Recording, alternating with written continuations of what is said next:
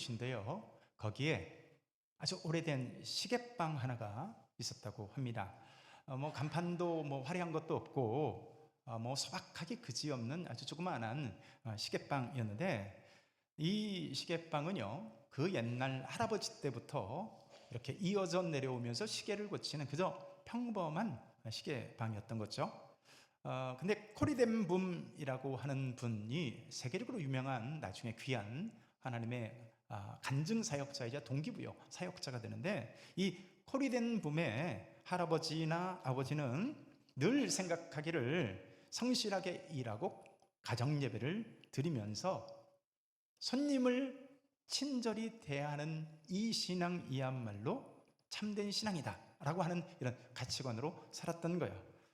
그리고 이제 코리덴붐에게 그 집안에는 아주 오래된 전통 같은 것이 하나가 있었는데요. 매일 저녁 이렇게 식사 자리가 끝나게 되면 함께 가정 예배를 드리고, 그리고 이렇게 삶 속에서는 손님이 찾아오게 되면 이 집은 하나님의 집입니다 라고 하는 믿음 안에서 열린 집이라고 하는 그런 것들을 느끼게 해주려고 최선을 다하는 그런 오래된 가문의 전통이 있었다는 거예요. 그 외에는 뭐 평범하게 그지없는 가정이었던 거죠. 자, 그런데 세계 제2차 세계대전이 터지고 나서 네덜란드가 나치 독일의 점령을 받게 되었을 때 이 작은 시계방 가정은요, 아주 중요한 갈림길에 서게 됩니다. 나치들이 마구 유대인들을 끌고 가는 모습을 보면서 그때 이 텐붐의 가정이 오래전부터 이렇게 지켜오던 한 가지 신앙의 전통을 생각하게 되었던 거죠. 하나님께서 우리 집을 믿음 안에서 열린 집으로 사용해 오셨는데, 지금 이 상황에서도 여전히 하나님은 우리 가정을 성도들의 열린 집으로, 어려운 사람들의 열린 집으로 사용되어져야 하는 것 아닌가라고 하는 하나님의 이런 감동을 받게 된 거예요. 그래서 그들이 집안에다가 비밀 은신처를 만들고 유대인들을 숨겨주기 시작합니다. 결국 그 사실이 발각되어서 이 텐붐과 가족들이 다 체포가 되고 수용소로 끌려갈 뿐만 아니라 수용소에서 그만 아버지는 생을 마감하게 됩니다. 그리고 놀랍게도 이 코리텐붐은 그런 끔찍한 수용소에서 극적으로 살아남아서 전쟁 이후에 전 세계를 다니면서 자신이 하나님으로부터 겪게 되었던, 누리게 되었던 은혜를 간증하면서 하나님께서 자신의 가문을 통해서 행하신 이 놀라운 일들을 많은 사람들에게 증거하게 된 거죠. 그러니까 하나님께서 평범한 한 가문을 믿음의 모습으로 어떻게 사용하는지를 보여주는 아주 단적인 예라고 말할 수가 있겠습니다. 네, 여러분, 하나님이 이렇게 항상 훌륭한 가정과 가문만 사용하실까요? 자, 그렇지 않다는 것을 오늘 우리가 읽었던 본문 역대상 2장에서 살펴보게 되는데요. 역대상 2장은 여러분들이 조금 읽었다시피 사실 본문은 훨씬 더 많이 길게 읽어야 되는데 너무 길기 때문에 제가 일부만 읽었어요. 근데 역대상 2장에 유다와 그 자손들의 이름이 줄줄이 이렇게 기록되는데, 유다 후손들의 족보를 기록하는 거죠. 여러분, 이 족보를 읽는다는 게 쉽습니까? 어렵습니까? 혀도 잘 안 들어가죠, 그죠? 읽으면서도 그런 생각 듭니다. 이 사람들이 도대체 누구냐 싶고요. 아니, 이런 이름들이 도대체 무슨 상관이길래 도대체 성경에 기록해놨나 싶은 생각이 든단 말이에요. 자, 그런데 여러분, 이것은 단순히 어떤 한 가문의 족보를 기록해 놓은 것에 지난 것이 아닙니다. 오늘 본문은 하나님의 언약이 어떻게 믿음의 계복 가운데서 그것이 이어지는가를 보여주는 아주 중요한 하나의 성경이라고 말할 수가 있는데, 자, 오늘 소개되어지고 있는 이 유다의 후손 가운데서 그 유명한 다윗이라고 하는 왕이 나오게 되고, 다윗의 후손으로 누가 오셔요? 예수 그리스도께서 오시게 됩니다. 여러분, 그러니까 여러분, 이 오늘 유다의 가정이 얼마나 하나님 앞에 쓰임받는 가문이냐를 보여주게 된 건데, 여러분, 본래 유다의 가문은 처음부터 그렇게 훌륭한 가문이었다기보다는 오히려 부끄러운 가문이요, 사실 좀 굉장히 추악한 가문이었습니다. 그의 아버지였던 야곱은 12 아들을 두었지만 형제들이 서로에 대한 시기심과 미움이 가득했습니다. 그리고 결국 그들이 그야말로 극악무도한 짓을 저지르게 되는데 막내 동생 요셉을 노예로 팔아 넘겨버린 거예요. 여러분, 이 정도면 그야말로 콩가루 집안 아니겠어요? 그런 극악한 죄를 주도한 사람이 누구냐? 오늘 본문 족보의 주인공인 유다라는 거야. 유다가 은 20개를 받고 을 20개에 팔아 넘기자고 제안을 합니다. 그리고 아버지로 하여금 악한 짐승이 내 아들 요셉을 잡아먹었구나 이렇게 여기도록 그렇게 주동한 장본인이 누구라고요? 유다라는 사람이라고요. 여러분, 세상에 이런 콩가루 가정이 어디 있습니까? 여러분, 형제간에 다툴 수도 있겠지만 여러분, 이건 살인민수고 인신매매 아니겠어요? 그것도 형제지간간에 이런 일이 있었으니까. 그렇게 팔려간 요셉은 얼마나 인생이 두려웠겠습니까? 그런데 여러분, 하나님은 그 모든 과정을 섭리적으로 역사하시어 이 요셉을 아시는 바와 같이 애굽, 이집트의 총리 대신이 되게 하고 이 애굽을 통해 드디어 이스라엘이라고 하는 민족이, 한 국가가 태동하게 되는 거야. 그런 이스라엘 중에서도, 그런 민족 중에서도 가장 핵심이 누구냐? 바로 유다 지파라는 거야. 왜 그래요? 아까 말씀드린 것처럼 이 유다 지파 가운데서 다윗 왕이 나게 되고, 다윗 왕이 약속한 대로, 그러니까 하나님이 언약 가운데 말씀한 그대로 예수 그리스도가 그의 후손으로 오시기 때문에 그렇습니다.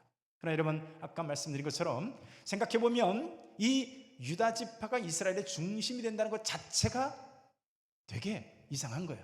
왜 그렇습니까? 유다는 바로 넷째 아들이었거든요.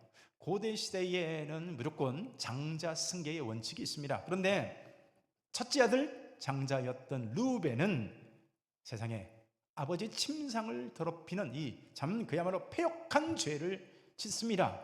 그리고 둘째 아들, 셋째 아들 시몬과 레위, 이 사람들은요 세겜 성읍을 정말 모두 다 학살해버리는 이런 만행을 저지르게 된 거야.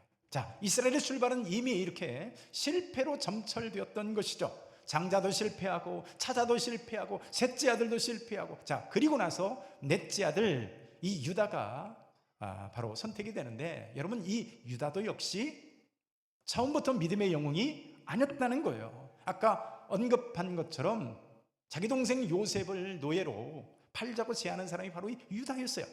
그로 인해서 아버지 야곱이 이 요셉이 죽은 줄 알고 얼마나 대성통곡을 냈겠어요. 여러분, 어디 그뿐입니까? 창세기 38장을 보게 되면 바로 이 유다의 희대의 스캔들이 등장을 합니다. 바로 며느리 다말과의 사건인 거예요. 유다는 이방 여인이었던 가나안 여인과 결혼을 하게 됩니다. 그러니까 이 유다가 얼마나 영적으로 지금 희미해지고 신앙의 순수성 같은 거는 아예 애초부터 고려하지 않는, 그러니까 유다의 영적 상태가 어떤지를 보여주는 거예요. 또한 유다가 낳은 세 아들 역시 그 아들의 두 아들이에요. 세 아들 중에 두 아들이 하나님 여호와 보시기에 악을 행하다가 그만 심판으로 죽고 말아요. 그러자 연이어 두 아들을 잃은 유다가 이 막내 아들 이 셀람마저 잃을까 두려워가지고요 며느리 다말을 아들이 장성할 때까지 네 친정집에 가 있어 라고 이렇게 말을 해놓고요 아예 이 다말을 거들떠 보지도 않습니다. 이렇게 되자 유다의 며느리였던 다말이 시아버지를 속여가지고요 동침함으로 자식을 낳게 됩니다. 이 정도면 막장 드라마 정도가 아니라, 드라마도 이런 드라마가 없죠. 어떻게 시아버지와 며느리가 부적절한 관계를 맺어서 자식을 낳는다는 얘기가 성경에 기록될 수가 있습니까? 이런 부끄러운 사건이 어디 있고, 이 정도면 족보에서 지워버리고 싶지 않겠어요? 이렇듯 유다의 초기 행보에는 이런 파렴치한 불신앙의 모습이 고스란히 드리워져 있습니다. 여러분, 아이러니한 게 뭔지 아세요? 이런 파렴치하고 추악한 내용이 고스란히 성경에 기록되어져 있다는 거예요. 여러분, 누가 성경을 지어낸 것이라고 말을 합니까? 어떤 어리석은 사람이 이런 세상에 나쁘끄러운 얘기를, 그것도 스스로의 치부를 고스란히 기록하냐고요. 오직 한 가지, 뭐요? 성경이 팩트요, 사실이기 때문에 기록할 수밖에 없었던 거죠. 오늘 족보를 보세요. 오늘 족보에도 보면 아까 그 유다의 며느리 다말에게서 얻은 아들의 두 아들 베레스와 세라라고 하는 이름이 고스란히 등장을 합니다. 자, 오늘 성경은 이것을 대놓고 숨기지 않고 기록하다는 거예요. 왜 그랬을까요? 이 족보의 여정 가운데 바로 하나님의 구속사가 담겨져 있기 때문에 그렇습니다. 결국 이 유다는요, 다말과의 이 사건을 통해서 자신의 죄를 깨닫게 됩니다. 그리고 셋째 아들 셀라를 이 다말에게 주지 않으려 했던 자신의 잘못을 뉘우치게 됩니다. 그래서 유다가 다말에게 하는 한 가지 말이 있어요. 너는 나보다 옳도다, 이러면서 회개한 것입니다. 근데 이 유다가 이후에 그저 단순히 말로만 회개한 것으로 그친 것이 아니라, 자, 이후에 보면 그의 삶이 완전히 달라진 것을 보게 됩니다. 훗날 베냐민을 데리고 이제 흉년 때문에 애굽으로 갔을 때 이 베냐민이 누명을 쓰고 종으로 잡힐 위기에 처하게 되는데요, 그때 유다가 손들고 스스로 베냐민 대신 자신이 포로가 되기를 자청합니다. 부디 이 아이 대신에 저를 종으로 삼으시고 이 베냐민을 아버지께로 돌려보내소서. 여러분, 유다가 어떤 사람이었어요? 파렴치한 사람이었잖아요. 자기 이익을 위해서 동생을 팔았던 이 사람이 이제는 동생을 위해서 자기 목숨을 내놓는 희생적인 사람으로 변화됐다는 거예요. 자, 이런 회개가, 그리고 그런 그의 삶의 모습이 이 유다를 영적 장자의 위치로 올려놓게 되는 거예요. 그런 회개하고 변화된 유다를 보면서 요셉은 드디어 형제들의 모든 죄를 용서하게 되고, 아버지 야곱과 이 온 가족은 이집트 애굽이라고 하는 곳에 가서 보호를 받게 됩니다. 자, 그리고 아버지였던 야곱이 임종을 앞둔 시점에서 12아들들을 축복하는데요, 바로 특별히 유다에게 한 예언의 말씀이 등장을 하는데, 그게 바로 창세기 49장 10절 말씀입니다. 이게 이제 유다에게 한 예언인데요, 우리 같이 한번 읽어볼까요? 시작. 규가 유다를 떠나지 아니하며 통치자의 지팡이가 그 발 사이에서 떠나지 아니하시기를 실로가 오시기까지 이르리니 그에게 모든 백성이 복종하리로다. 자, 임종을 앞둔 야곱이 하나님 앞에서 자신의 죄를 깨닫고 회개한 유다에게 자, 이런 메시아에 관한 약속이 전해지게 되었던 거예요. 그러니까 예수님 오시기 거의 2000년 전에 죄와 이 죄 가운데 사망을 향해 달려가는 우리들을 위해서 구원할 메시아를 유다의 후손으로 보내시겠다는 예언을 야곱의 입을 통해서 예언하게 한 거죠. 이 야곱의 예언은 훗날 정확하게 다윗 왕가를 통해서, 그리고 예수 그리스도를 통해서 성취하게 되는 것을 보게 됩니다. 자, 근데 여러분, 이 모든 것이 인간적인 실패를 넘어서는 하나님의 은혜 베푸심이 있었기 때문에 가능했다는 거예요. 하나님께서는 유다가 회개한 이후에 이 유다의 가문을 완전히 새롭게 세워주십니다.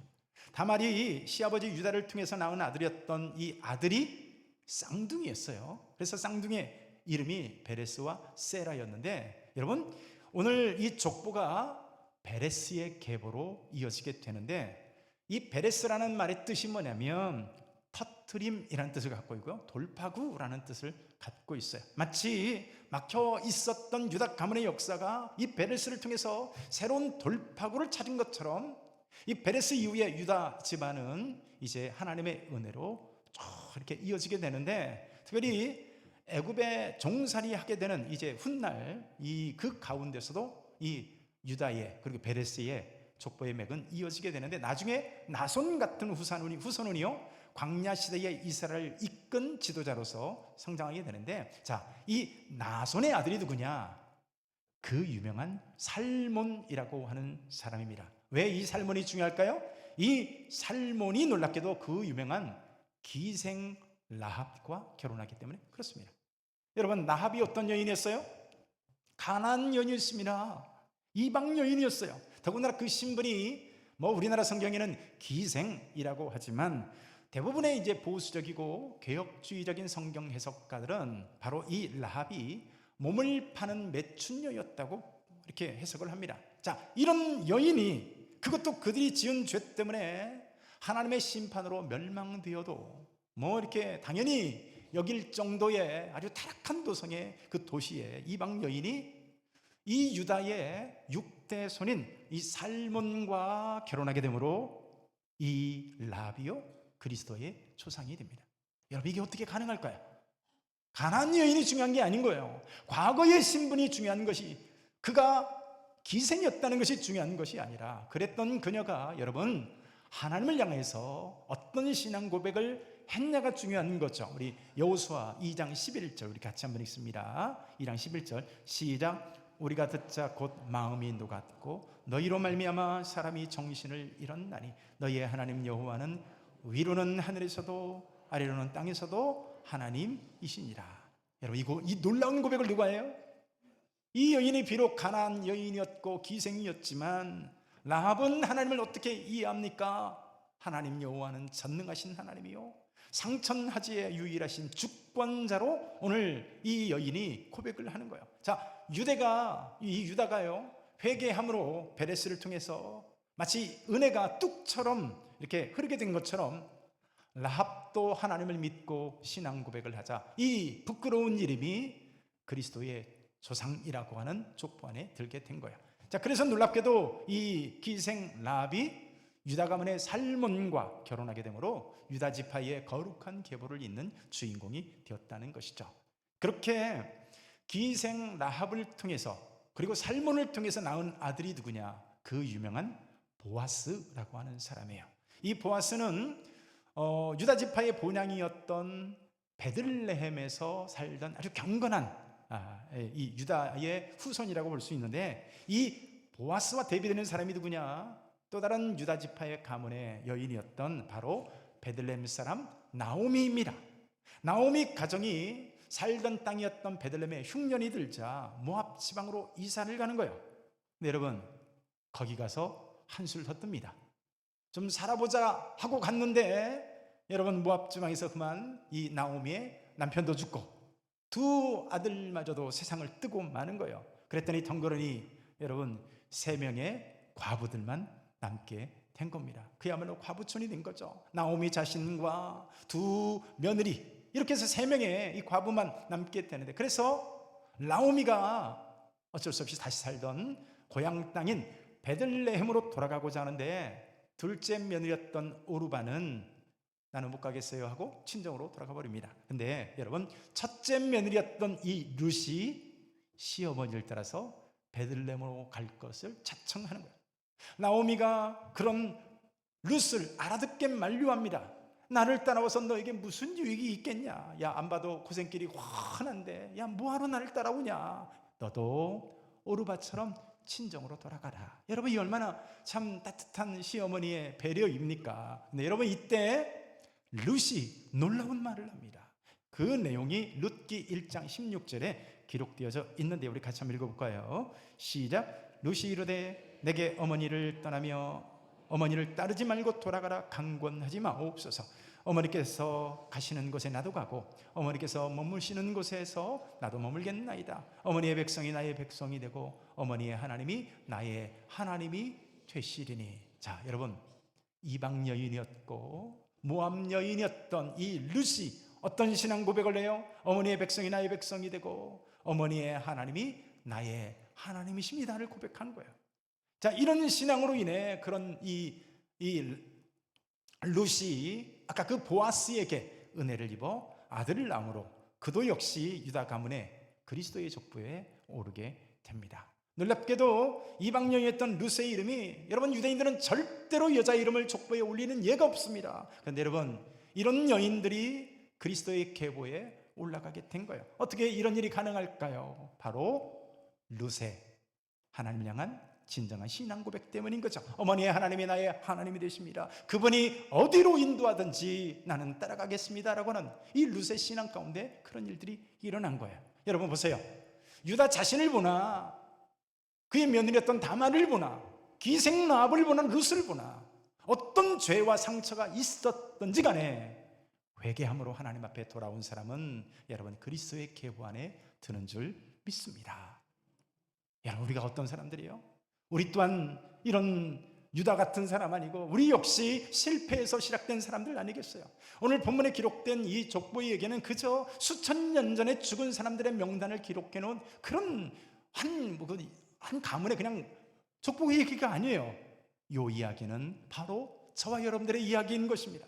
여러분, 우리도 유다처럼 실수투성이요, 오늘 본문에는 부끄러운 욕망에 넘어졌던 사람들의 얘기가 있지만 우리 역시 얼마나 우리의 삶에 있어서 우리의 소욕으로 인해서 이 넘어짐 가운데, 부끄러움 가운데 있었던 우리들입니까? 그저 세상의 이익 앞에서 때로 양심을 참 외면하기도 하고요, 내 체면과 자존심을 지키기 위해서 하나님의 뜻을 등지기도 했던 이 모습이 우리의 모습이 아니냐고요. 우리가 이 기생나합이 신분이 천하고 매춘부였다고 비난하지만 실상 우리의 삶을 돌아보면 이 죄악이 관영한 세상 가운데서 세상 풍조에 휩쓸리고 때로는 죄 가운데 머물렀던 모습이 우리 역시 이 기생나합과 같은 삶 속에 거했던 우리가 아니냐는 거예요.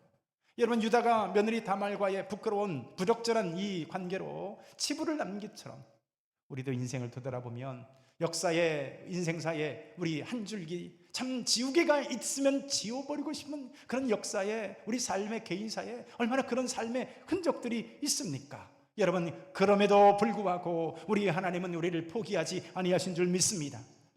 유다의 죄를 회개로 바꾸시고 이 라합의 믿음을 보시고 그를 건져냈던 것처럼 여러분, 하나님께서 우리를 그리스도의 보혈로 씻어주시고 하나님의 자녀 삼아 주신 것을 믿으시기를 축원합니다. 이것이 하나님의 사랑이고 이것이 하나님의 은혜인 거예요. 그래서 여러분, 우리가 룻처럼 결단한 우리가 오늘 이 자리에 예배 가운데로 나온 줄 믿습니다. 때때로 보면 세상의 소망이 끊어지고요, 때로는 모든 것을 다 잃는 것처럼 보이는 자리를 알지라도 여호와는 나의 하나님이십니다 라고 하는 이 고백이 우리의 고백인 줄 믿습니다. 그래서 오늘 우리가 이 자리에 있는 거예요.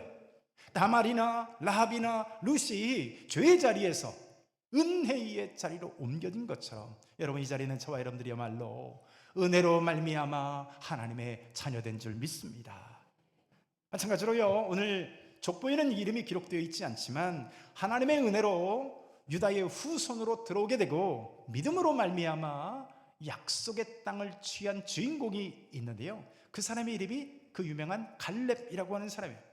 갈렙은 본래 에돔 사람이었습니다. 이 사람은 본래 에돔계 이방 민족이었던 거예요. 그러니까 여러분, 기생나합도 본래 가나안 사람이었고 이 룻도 역시 모압 여인 아니었겠어요? 근데 여러분, 이 갈렙도 역시 혈통적으로는 혈통적 아웃사이더였던 거예요. 그런데 그런 그가 출애굽 광야 시대를 지나면서 유다 지파 안으로 유입되어지게 되는데, 그래서 여러분, 성경은 여러 군데서 갈렙을 유다 지파라고 소개를 합니다. 어떻게 이게 가능할까요? 이 갈렙도 역시 본래 흠결 있는 이방 사람이요, 구원의 곁가지였던 사람인 거예요. 그런데 여러분, 그런 그가 믿음 하나로 유다 지파의 핵심 지도자가 됩니다. 여러분, 우리가 비슷하지 않나요? 우리들도 역시 유대인이 아니고 여러분, 이방인이요, 구원 밖에 있었던 사람이죠. 그런데 여러분, 오늘 갈렙이 하나님의 은혜로 아브라함의 후손이 된 거예요. 갈렙처럼 우리도 역시 하나님이 언약 자손이 되게 하여 주시고 하나님의 은혜로 성삼위 가문에 오늘 자녀되게 해주신 줄 믿으시기를 축원합니다. 근데 오늘 보세요, 이 갈렙이, 은혜를 알게 된 이 갈렙이 여러분, 오직 믿음으로 이후에는 믿음의 방법으로 살아가게 됩니다. 은혜를 경험한 갈렙이 어떻게 믿음으로 살까요? 갈렙은 훗날 여호수아와 함께 가나안 땅을 정탐했던 12명의 정탐꾼 중에 한 사람이 됩니다. 근데 여러분, 이 12명의 정탐꾼 중에서 10명의 사람들은 어떻게 보고합니까? 우리는 틀렸다. 저 가나안 사람들의 덩치를 봐라. 저 가나안 사람들의 덩치가 평균 키가 골리앗이다. 이래가면서요, 우리는 틀렸다. 우리는 망했다. 저 사람들이 세워놓은 저 견고한 성읍을 봐라. 그들이 가진 전차와 마병을 봐라. 우리는 절대로 저 땅을 취할 수 없다. 통곡을 하는데요, 여러분, 그때에 갈렙과 여호수아가 믿음으로 반응합니다. 아니다, 하나님께서 우리와 함께 하시면 그들은 우리의 밥이다, 이거예요. 부정적인 여론이 다수인데도 여러분, 갈렙은 믿음으로 반응한 줄 믿으시길 축원합니다. 또한 정복전쟁이 한창일 때 이 갈렙의 나이가요, 무려 이제 나이가 85세의 나이가 됐어요. 다른 사람들은 이제 다 은퇴해서 쉴 나이가 되었다고 생각하고 다들 뒤로 한 발 물러나서 쉬려 할 때 갈렙이 이때도요 믿음으로 손들고 나옵니다. 믿음으로 여호수 앞에 당당히 나가서 이렇게 말하는, 이 산지를 내게 주옵소서. 그곳에서는 아낙 사람이 있고 그 성읍들은 크고 견고할지라도 여호와께서 나와 함께 하시면 내가 여호와의 말씀대로 그들을 취하리이다. 여러분, 지금 여호수아가 올라가겠다고 하는, 갈렙이 올라가겠다고 하는 이 땅은 절대로 좋은 땅이 아닙니다. 특별히 그 땅에는요 거인 족속이었던 이 거인 족속, 이 골리앗 족속이죠, 아낙 자손과 같은 크고 견고한 성읍이 있는 그 당시에 가장 취하기 넘어설 수 없는 이 헤브론 산지였던 것이죠. 그런데 여러분, 갈렙은 하나님의 은혜를 아는 사람이었어요. 그래서 여러분, 믿음으로 반응하고 믿음으로 결단했던 것이죠. 그렇게 은혜를 알고 믿음으로 반응한 오늘 갈렙이 믿음으로 반응한 그대로 헤브론 산지를 취하게 된 것을 믿으시길 축원합니다. 말씀을 맺습니다. 오늘 우리는요 유다 가문의 족보를 살펴봤습니다. 유다는 실패했지만 회개함으로 회복되었어요. 라합은 기생이었지만 믿음으로 구원받았습니다. 룻은 이방 여인이었지만 믿음의 고백으로 하나님의 백성이 되었어요. 갈렙 또한 흠결 있는 사람이었지만 믿음으로 하나님의 약속을 취하게 된 줄로 믿습니다. 그런 유다의 후손으로 다윗이 나왔고요, 그 다윗의 후손으로 약속한 예언대로 예수 그리스도께서 메시아로 오십니다. 사랑하는 성도 여러분, 우리도 실패했지만 여러분, 우리들의 연약함을 돌아보고 참 주님께 돌이킴으로 하나님의 계보 안에 속한 바로 이 갈렙과 같이 주의 은혜를 기억하고 여러분 믿음으로 승리하시는 저와 여러분들의 삶이 되어질 수 있기를 축원합니다.